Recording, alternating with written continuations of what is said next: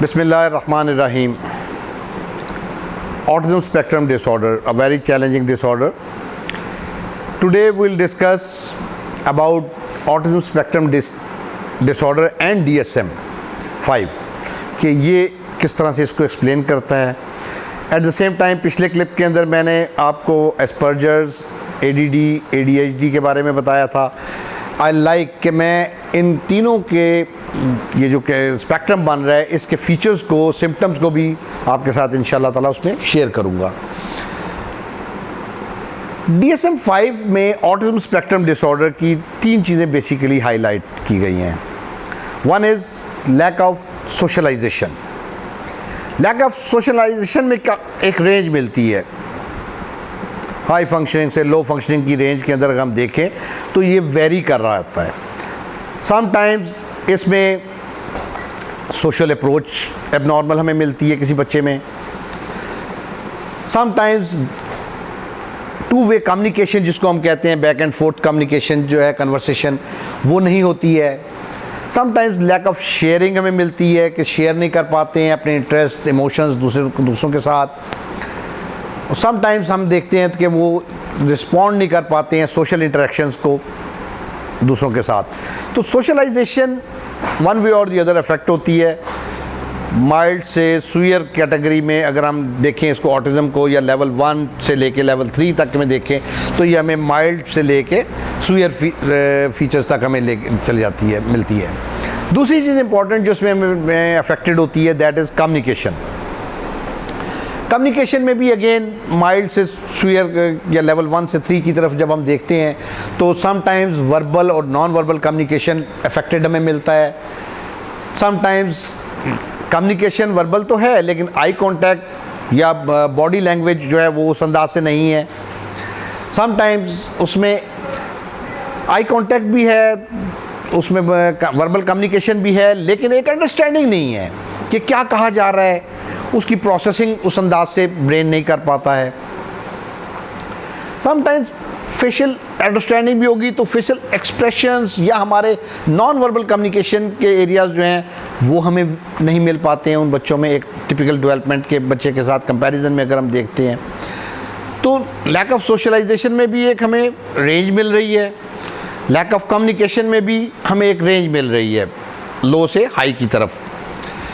Third चीज़ इसमें जो DSM-5 explain करता है इसके सिम्टम्स में डायग्नोसिस क्राइटेरिया के तौर पे, वो सोशल रिलेशनशिप होता है. उसमें अगेन हमें एक रेंज मिलती है. एडजस्टमेंट नहीं हो पाती है डिफरेंट सोशल एनवायरनमेंट्स के अंदर. Class, family, marriage, job, different areas हमें मिलते हैं उसमें. इमेजिनेटिव प्ले को शेयर करना मुश्किल होता है इन बच्चों के लिए. इंटरेक्शन के अंदर रिलेशनशिप उससे भी वीक रह जाता है. फ्रेंडशिप नहीं हो पाती हैं, again it affects the relationship. Peers के साथ इंटरेस्ट जो होता है एक नेचुरल वे में, किसी भी फॉर्म में पीयर आप देख लें, सिबलिंग्स में देख लें, फ्रेंड्स में देख लें, एक सोसाइटी में किसी भी रिलेशन में आप देख लें, तो वो एरियाज़ अफेक्टेड होते हैं. तो बेसिकली DSM-5 तीन एरियाज़ को टारगेट करता है डायग्नोसिस के हवाले से ऑटिज्म स्पेक्ट्रम डिसऑर्डर के लिए. One is socialisation, then is communication, and third I said social relationship हमारे जो होते हैं उसको डेवलप करने में, उसको मेंटेन करने में और उसको अंडरस्टैंड करने में डिफ़िकल्टी होती है उन बच्चों को जो. तो then they meet the criteria. किसी एक एरिया में या तीनों में जब डिफरेंस आता है एक न्यूरोटिपिकल डेवलपमेंट से तो हम उसको उस कैटेगरी के अंदर प्लेस कर सकते हैं. सेवेरिटी लेवल इनका वेरी करता है. लेवल 1 जो है वो मिनिमम हम उसको कहते हैं कि उनको थोड़ी सी सपोर्ट चाहिए होती है अपनी चीज़ों को परफॉर्म करने में इन तीनों एरियाज़ में, कम्युनिकेशन, सोशलाइजेशन और रिलेशनशिप में. माइल्ड सी उनको आपको असिस्टेंस चाहिए होती है. ओवर द पीरियड वो उस चीज़ को समझ जाते हैं और फिर उसको वो करने लग जाते हैं. ये इसको हम लेवल 1 में प्लेस करते हैं. लेवल 2 में इसकी निस्बत थोड़ी ज़्यादा सपोर्ट चाहिए होती है इन्हीं चीज़ों के लिए और उस सूरत में एफ़र्ट ज़्यादा बढ़ जाती है, टाइम ऑफ डेवलपमेंट जो है वो बढ़ जाता है, और उसके बाद कुछ चीज़ें बेहतर होती हैं, कुछ नहीं हो पाती हैं, इस तरह से डेवलपमेंट होती है। लेवल 3 के अंदर जो है वो एक्सट्रीम पे चीज़ें हमें मिलती हैं, डिस्टर्ब ये इन तीनों एरियाज़ में, कम्युनिकेशन में, सोशलाइजेशन और डेवलपमेंट ऑफ रिलेशनशिप में। अब वो स्पोर्ट जो है वो बहुत एक्सटेंसिव स्पोर्ट चाहिए होती है, नोटिसेबल स्पोर्ट चाहिए होती है, तब वो अपनी डेली रूटीन को परफॉर्म कर सकते हैं। So this is something on which we based and autism spectrum disorder पे जो बच्चा होता है उसको हम डायग्नोज करने के लिए उसका क्राइटेरिया जहाँ पे वो फॉल कर रहा होता है, उन तमाम एरियाज़ को एवेलुएट करते हुए हम उसको अकॉर्डिंगली कैटेगराइज कर सकते हैं कि ये लेवल 1 पे है, लेवल 2 पे है या लेवल 3 पे है, और उसका डिफरेंस मैंने आपको बताया क्या होता है।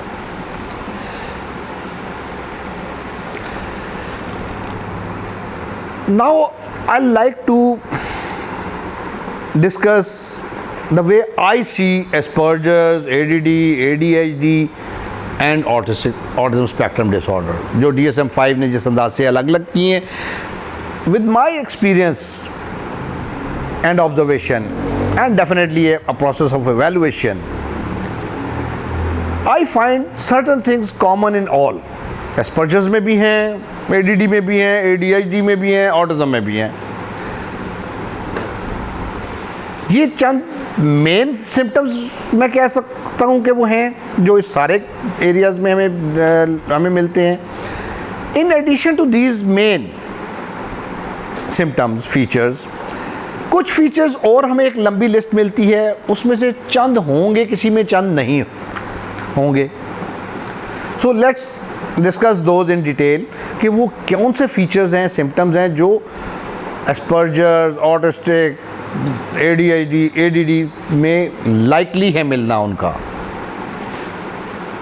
सबसे पहले लैक ऑफ सोशलाइजेशन, जैसे हमने पहले डिस्कस किया, वो एस्पर्जर्स में भी है, ADD, ADHD, ऑटिज्म में भी है। कम्युनिकेशन इफेक्ट होना एस्पर्जर से लेके सुअर ऑटिस्टिक लेवल 3 के जो बच्चे हैं उसमें भी हमें मिलता है। Learning disability, learning of a skill whatsoever it is, self help skills है, सोशलाइजेशन है या एकेडमिक स्किल्स हैं, प्रैक्टिकल लाइफ स्किल्स हैं, जोन सी भी स्किल्स हैं उनमें they find it difficult to learn. Hyper activity again Asperger's से लेके हमें वहाँ तक मिलती है। DSM में एस्पर्जर्स के उसमें उसको काउंट नहीं किया हुआ, हाइपर एक्टिविटी को, उसको ADD और ADHD में काउंट किया है। बट एस्पर्जर्स के अंदर मैं हाइपर एक्टिविटी कहाँ देखता हूँ? दे राइट सो फास्टली, इतना तेज़ लिखते हैं कि एक वर्ड से दूसरा वर्ड मिलता जाता है, सेंटेंस एक वर्ड लंबा सा नज़र आता है। इंटर वर्ड स्पेस नहीं दे पाते हैं, इतने हाइपर एक्टिव हैं कि वो जल्दी जल्दी करना चाहते हैं हर काम को। बोलने में हमें उनमें हाइपर एक्टिविटी नज़र आती है। जो सुअर केसेस की तरफ आ जाए, ADHD की तरफ या ऑटिज्म स्पेक्ट्रम की तरफ, उनकी हाइपर एक्टिविटी क्या है? इधर से उधर भागना दौड़ना, they always remain on a go. Climbing आ जाएगी, सोफ़ों पे चढ़ना, दीवारों पे चढ़ना, पाइप्स पे क्लाइंब करते रहना, उनकी हाइपर एक्टिविटी वहाँ पे हमें नज़र आती है। फिज़िकल एक्टिविटीज़ के अंदर, बोलने के अंदर जो चीज़ जहन में है वो फ़ौरन वो जल्दी से बोलना चाहते हैं, लाइक मी शायद। तो ये फीचर्स तकरीबन हमें सब में मिलते हैं। रेपिटेटिव होना, again it's very very important to understand repetition. Asperger से लेके ऑटिज्म स्पेक्ट्रम डिसऑर्डर के हर शख्स में रेपिटेटिव हमें मिलती है, किसी में कम, किसी में ज़्यादा ज़रूर हो सकती है। माइल्ड में बहुत उसको पुश नहीं करेगी, उसको एक्सेप्ट कर लेगा। सुअर उसको एक्सेप्ट नहीं कर पाएगा, उसको रिएक्ट करेगा, वो सेमनेस चाहेगा। ये रिएक्शन होते हैं उनके चेंजेस के अगेंस्ट। चेंजेस को रिएक्ट क्यों करते हैं? बिकॉज वो रेपिटेटिव हैं, सेमनेस चाहते हैं। स्पिनिंग, ये स्पिनिंग एक रेपिटेशन है, एक ही अंदाज में चीज़ घूम रही है, एक ही अंदाज में हो रही है। ब्लॉक्स को स्टैक करना, एक लंबा टावर बना देना, एक ही तरह से हाथ जा रहा है, आ रहा है, आ रहा है, एक ही चीज़ नज़र आ रही है, जा रही है। टॉयज़ को, चीज़ों को एक लंबी लाइन अप कर देना, एक ही अंदाज में काम करना चाहते हैं। जो चीज़ यहाँ रखी है हमेशा यहीं पे रखना चाहेंगे। रिएक्शन वेरी करेगा, माइल्ड का और, मॉडरेट का और, स्वीयर का और, ADHD का और, एस्पर्जर्स का और। एस्पर्जर्स शायद कह दे कि भी चीज़ें वर्बली अटर कर दे कि इसको सही जगह पे रखा करें। ADHD उठा या ADD हो सकता है, इसको उठा के खुद सही जगह पे रख दे अगर ये सही जगह पे ना हो। स्वीयर केस के अंदर वो अपना रिएक्शन क्राइंग, डिस्टर्बेंस, उन चीज़ों से शो करेगा। सॉरी। तो ये रिएक्शन वेरी करता है as per the severity level, लेकिन होता ही सब में है। प्रोसेसिंग इशू होता है, इनपुट जाती है through sense of hearing, sense of Sai, input एक काम की, इंस्ट्रक्शन की, एक्शन की जाती है ब्रेन में, वहाँ पे प्रोसेस नहीं कर पाते। They get lost after getting the instruction. क्या करना था, कैसा करना था, वो भूल जाएगा। अब माइल्डनेस में अगर हम देखते हैं, एस्पर्जर्स में एक लिखना शुरू किया सवाल, थोड़ा सा लिखा, उसके बाद वो प्रोसेस भूल गया और आगे और तरफ वो डिस्ट्रैक्ट हो गया।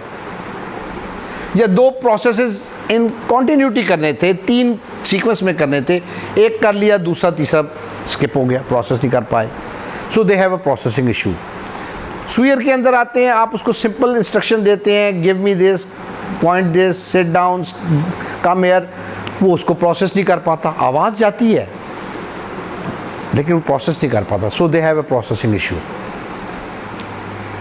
अटेंशन डेफिसिट होते हैं, स्पैन कम होता है, एक लिमिटेड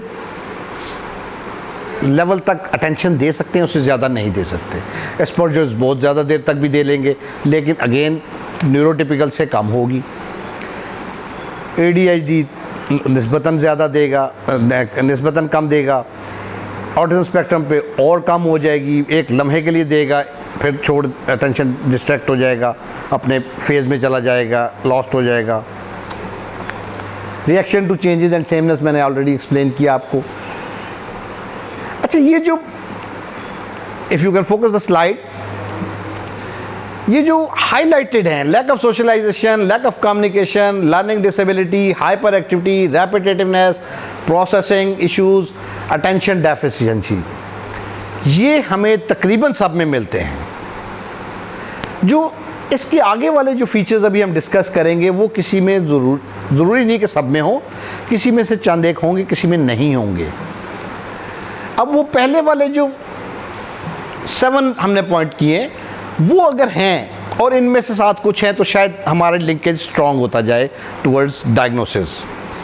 अगर उनमें से 2 हैं, बाकी नहीं है, और बाकी में से आ रहे हैं, फिर शायद हमें उसको इवेलुएट करना हो कि क्या ये एक नॉर्मल बिहेवियर में भी हमें ये चीज़ें मिलती हैं जो दूसरे वाले बाद वाले फीचर्स हैं, तो क्या ये नॉर्मल डेवलपमेंटल रीजंस की वजह से हैं या ऑटिज़म स्पेक्ट्रम या के क्राइटेरिया की वजह से हैं। तो इसको इवेलुएट करना होता है हमें बीइंग प्रोफेशनल। विजुअल लर्नर्स होते हैं, जो चीज़ दिखती है वो इनको आसान होती है अंडरस्टैंड करनी। This gives us a point कि हम इनको सिखाने के लिए एक वर्बल इनपुट के बजाय विजुअल इनपुट को ज़रूर साथ रखें,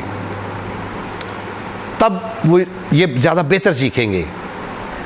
एक पिक्टोरियल, एक ड्राइंग, एक something written, something to view as an image will help us. That is the reason visual learners होने की वजह से इनको बहुत पुराना कोई मिला हुआ शख्स भी जब भी सामने आएगा याद आ जाएगा। रास्ते से जिससे एक दफ़ा गुजर जाएंगे वो रास्ता इसको नहीं भूलता बच्चे को। तो दिस इज़ समथिंग कि वहाँ से एक ग्लांस में ऐसे एक इमेज कैप्चर हो गया और वो मेमोरी में सेव हो गया। अब वो जब भी चाहेंगे वो सेम उस अंदाज में सामने आ जाता है। So they need a visual help in a training aid to teach them. This is important to understand. Behavioural issues होते हैं, बिहेवियर्स पे अलग भी मैंने एक सीरीज़ की है, और समटाइम्स इंशाल्लाह ताला मैं बिहेवियर्स ऑफ ऑटिस्टिक चिल्ड्रन पे अलग से कैप्चर करूँगा कुछ क्लिप्स। बिहेवियरल इश्यूज़ में माइल्ड से सुयर लेवल के मुख्तलिफ हमें मिलते हैं। इन अटेंशन, अटेंशन ना देने से लेके एस्केप के, इरिटेटिंग के, एग्रेशन के, सोशलाइजेशन के तमाम डिफरेंट बिहेवियर्स हमें मिलते हैं जो इन बच्चों में हमें फोकस करने होते हैं। तो behavioural intervention is very important while dealing these kids. उन बिहेवियर्स को टारगेट करना, मैनेज करना, मॉडिफाई करना, रिप्लेस करना इज़ वेरी इंपॉर्टेंट। इमेजिनेटिव होते हैं, इमेजिनेशन में जाते हैं। ये लेवल इमेजिनेशन का डिफरेंट होता है। जो चीज़ देखी होती है, जिसमें ऑब्सेशन होती है, जिसमें इंटरेस्ट होता है, उस तरह की चीज़ें इमेजिन कर रहे होते हैं। सामने कुछ और है लेकिन यहाँ पे कुछ और चल रहा है। That is the reason they are inattention. ये जो सिम्टम्स है ना, ये बाद वाले जो हैं, ये कंट्रीब्यूट कर रहे होते हैं उसके उन बेसिक सिम्टम्स की तरफ। इमेजिनेटिव होने की वजह से अटेंशन नहीं दे पाते, अटेंशन नहीं दे पाते, सीख नहीं पाते, सोशलाइज नहीं कर पाते, कम्युनिकेट नहीं कर पाते। So they all are linked. It's a bit tricky as well to evaluate and diagnose autism. एक स्मेयरिंग का बिहेवियर, डिफरेंट बिहेवियर्स हमें इनके जो नज़र आते हैं उनमें सब में एक बच्चा थूक निकालता है, उससे खेलना शुरू कर देता है। अब वो उस खेल के अंदर उसकी एक इमेजिनेशन चल रही होती है। This is important to understand. कल परसों किसी ने यूट्यूब पे ये क्वेश्चन भी किया जी कि स्पिटिंग का और उससे सलाइवा से खेलने का बिहेवियर मेरे बच्चे का है और 20 इयर्स है, तो उसको हम कैसे हैंडल करें। सो ये बिहेवियर्स बेसिकली इमेजिनेटिव होने की वजह से उनके चल रहे होते हैं। वो खेल रहा है, उसको सलाइवा को फिडल कर रहा है, लेकिन वो उससे कुछ इमेजिन भी कर रहा है जो जिसमें वो ऑब्सेस्ड है। इम्पल्सिव होते हैं, उनको ये एहसास नहीं होता कि इस एक्शन का रिजल्ट क्या होगा। एक चीज़ जहन में आई, कर देंगे, not understanding the consequence of that action जो वो कर रहे हैं। This creates lot of issues as well. किसी पे गुस्सा आया, एग्रेशन में, उसको हो सकता है वो छुरी भी मार दे, नॉट अंडरस्टैंडिंग इसका आफ्टर इफेक्ट्स इसके क्या होंगे। इस चीज़ ये बहुत जो है अलार्मिंग फीचर होता है इनका, जिसको टारगेट करना बहुत ज़रूरी होता है, बिकॉज इट माइट खुदा न खास्ता किसी बुरे वक्त में ये को भी कंट्रीब्यूट कर सकता है ये इम्पल्सिव होना। एग्रेसिव होते हैं, जब एक काम करना है तो वो एग्रेसिवली करेंगे। दैट इज़ द रीज़न इनकी जो ग्रिप होती है वो बहुत एग्रेसिव होती है। जब किसी को पकड़ते हैं, जिसको हिट करते हैं, इतनी स्ट्रेंथ के साथ करते हैं, पूरी अटेंशन इनकी फोकस होकर उस एक्शन में आ जाती है, कंसंट्रेट कर जाती है। पंच करेंगे, एक पंच से ही शायद उसको नॉकडाउन कर दें। तो इनकी वो दैट इज़ रीज़न, अगर एक बच्चे ने ये पकड़ा हुआ है, वो इतना एग्रेसिवली पकड़ता है और वो देना नहीं चाह रहा, आप इसको लेना चाह रहे हैं, आप इसको पुल करते रहते हैं, जोर लगाते हैं, लेकिन it's damn difficult to get it back because he is not interested, he is aggressive in that. Sleep disorder होता है, वो नींद बहुत कम आती है या नहीं आती है, बहुत मिनिमम होती है। That is the reason medication की ज़रूरत पड़ जाती है, और या बहुत लेट साइकिल इनका स्लीपिंग स्टार्ट होता है। तो ये किसी में होंगे, किसी में नहीं होंगे। This is important. एपिलेप्सी 35% बच्चों को जो ऑटिज्म स्पेक्ट्रम पे फॉल करते हैं उनको होती है। सीजर्स होते हैं। एज इनकी वेरी करती है, 5 ईयर्स से 15 ईयर्स में मोस्टली ये हमें मिलते हैं। उसको कंट्रोल करना विद मेडिकेशन बहुत ज़रूरी हो जाता है, so that it affects learning और उसकी बाकी सर्वाइवल उसका जो है एपिलेप्टिक फिट सीजर्स की वजह से। अगर फ्रीक्वेंसी खुदा न खास्ता ज़्यादा है तो फिर वो बहुत मुश्किल हो जाता है। सेंसरी इश्यूज़ होते हैं। I will continue this in the next part. ये इंपॉर्टेंट फीचर्स हमने डिस्कस कर रहे हैं। कुछ फीचर्स मैंने कहा कि वो सब बच्चों में होते हैं, बाकी किसी में हैं, किसी में नहीं हैं, और हमें देखना होता है कि क्या वो ऑटिज़म की वजह से वो फीचर हमें मिल रहे हैं या वो एक नॉर्मल डेवलपमेंट में हमें मिल रहे हैं। उसकी बेस पे हमारे लिए आसान होता है डायग्नोसिस की तरफ जाना। समटाइम्स ये बिहेवियर्स हमें बिल्कुल, या ये सिम्टम्स फीचर्स जो है किसी नॉर्मल बंदे में भी मिलते हैं। That's why I said it's complicated. Thanks. I'll continue the same. Thank you.